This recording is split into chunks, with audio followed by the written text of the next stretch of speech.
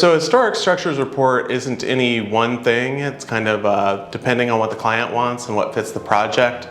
What it usually is, though, is a very deep dive into the kind of architectural history of a project or a site. It's really a thorough documentation from the very kind of foundation level of a building, up the wall system, all the way through the roof, looking at building systems, historic paint analysis, mortar analysis. It's really a Bible for a historic building, diving really deep into all of the things about it that you would need to know. Basically, from a historic structure report, a really in-depth one, you'd be able to rebuild a historic building almost exactly as it was if it was demolished or something.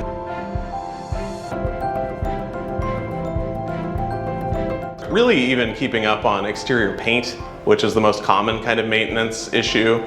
That's really important for preserving these historic wood features like these historic windows.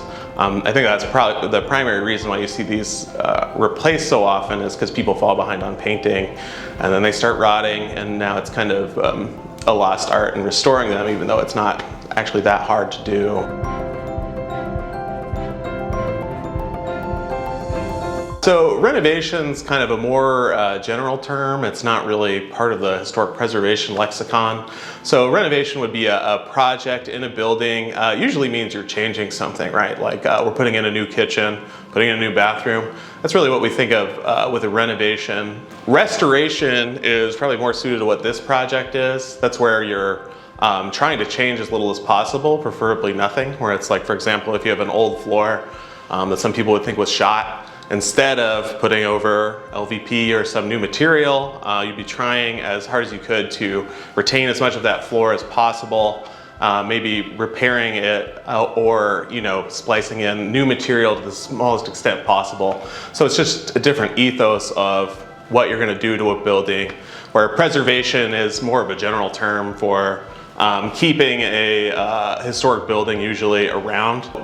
Like really important preservation initiatives would be like making sure the roof doesn't leak, making sure the mortar's in, basically making sure the building stays up and will be there for future generations.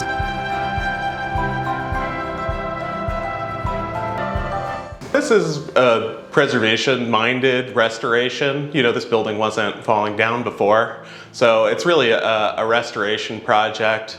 They kind of did some deep dives into historic finishes, went through a bunch of documentation to figure out how things looked originally.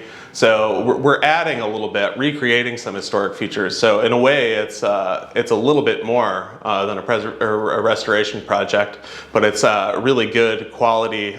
Most of it is restored, right? We're making sure all of these shutters get redone, restoring all of the windows, doing that work to keep these original materials to the extent that we can.